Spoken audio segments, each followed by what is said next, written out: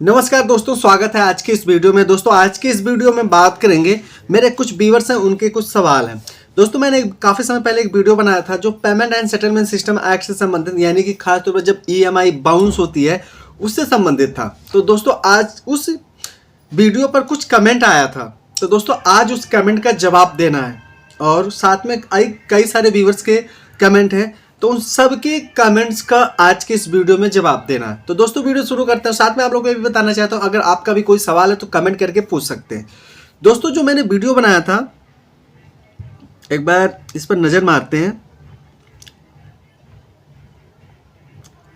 जी हाँ, ये था payment and settlement system act 2007 का जो मैटर था, जिसमें ईसीएस बाउंस से संबंधित वीडियो बनाया गया था। अब इसमें होता क्या है, जैसे सबसे पहले जान लेते हैं छोटा सा ईसीएस बाउंस क्या होता है, थोड़ा सा समझ लेते हैं, फिर आगे अपने टॉपिक पर आते हैं, फिर हमारे जो व्यूअर्स हैं उनके सवालों का भी जवाब देते हैं। जब कोई व्यक्ति कोई चीज़ फाइनेंस करवाता है, चाहे वो मोबाइल फ़ोन हो या कोई भी महंगी प्रोडक्ट हो या सस्ती प्रोडक्ट है, कोई जब फाइनेंस करवाता है किसी भी फाइनेंस कंपनी से, या फिर कोई व्यक्ति किसी बैंक से लोन लेता है, तो पहले क्या होता था, लोग चेक देते थे, चेक के माध्यम से पेमेंट होता था। लेकिन भैया अब बदल गया है, सारी चीज़ें डिजिटल हो गई है। अब जब सारी चीज़ें डिजिटल हो गई है तो आपके अकाउंट से जो आपका ईएमआई कटेगा वो भी डिजिटल तरीके से कटता है।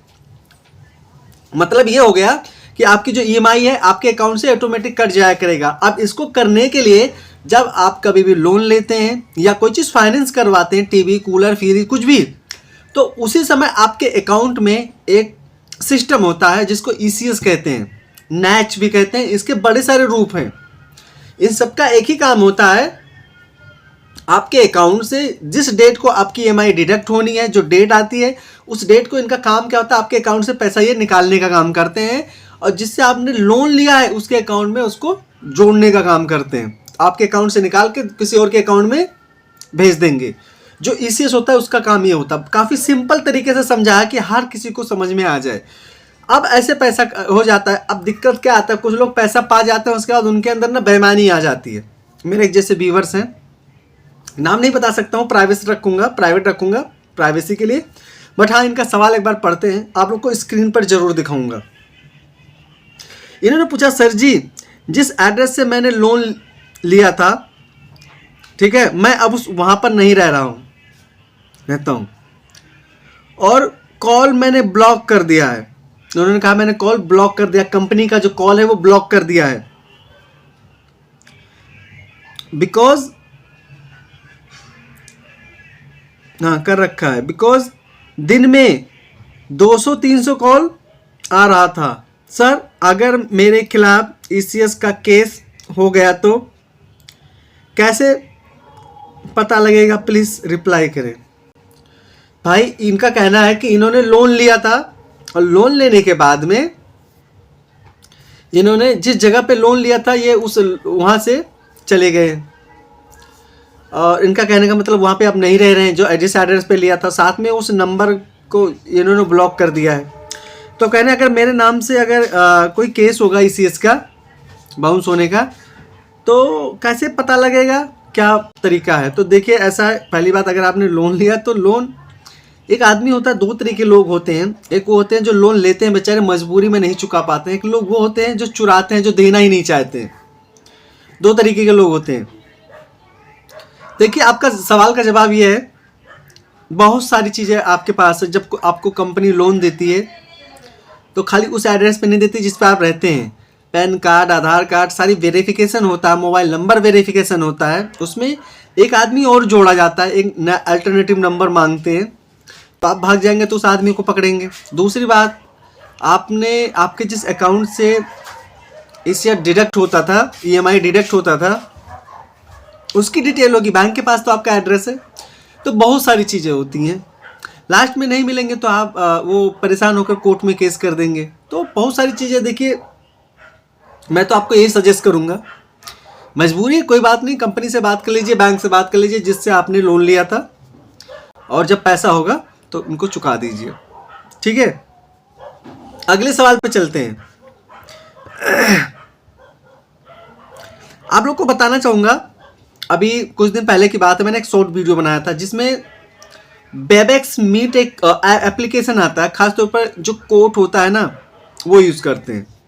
तो कैसे आप कोर्ट से आप जुड़ सकते हैं, कैसे वेबएक्स मीट को यूज़ कर सकते हैं, उन सारी चीज़ों के बारे में बताया गया था, कैसे मीटिंग ज्वाइन करते हैं।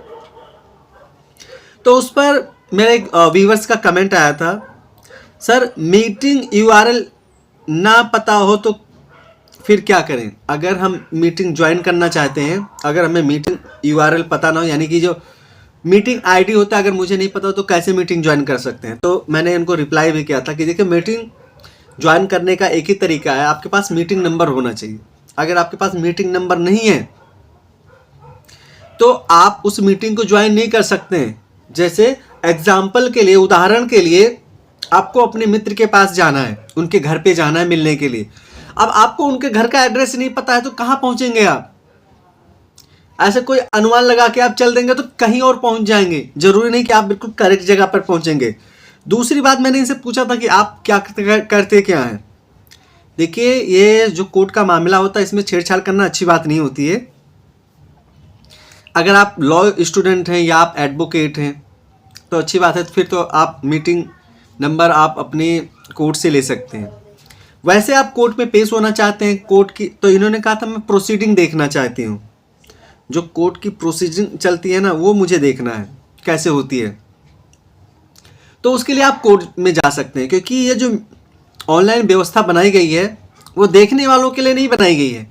ये व्यवस्था वकीलों के लिए और जो कंप्लेनेंट होते हैं, जो पार्टी होती है, उनके लिए बनाई गई कि किसी कारण से या अगर कन्वीनियंस ना हो कोर्ट में पहुंचने के लिए, तो अगर ऑनलाइन वो अपनी अपीयर हो सके कोर्ट में, इसलिए व्यवस्था बनाई गई। तो देखने दर्शकों के लिए बिल्कुल नहीं बनाए गए। अगर आप कोर्ट प्रोसीडिंग देखना चाहते हैं तो यूट्यूब पे आपके बड़ी सारी वीडियो मिल जाएगी कोर्ट प्रोसीडिंग कैसे होती है, तो वहाँ जाकर आप देख सकते हैं।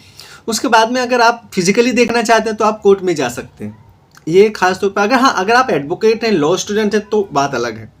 तो उसके लिए आप जिस कोर्ट का प्रोसीडिंग देखना चाहते हैं, अगर वहाँ पे वीसी मोड पर केस की सुनवाई होती है तो वहाँ पर यूआरएल मांग कर और देख सकते हैं सीखने के पर्पज़ से। ये था इनके जवाब। आगे बढ़ते हैं और देखते हैं। ये थी मेरे कुछ व्यूअर्स के सवालों का जवाब। बाकी और भी सारे व्यूअर्स के जवाब हैं। तो आज की वीडियो बस आज ही इसी समय समाप्त करते हैं। बाकी मिलते हैं एक नई वीडियो में और मेरे कुछ महत्वपूर्ण व्यूअर्स के सवाल को लेकर। बहुत बहुत धन्यवाद।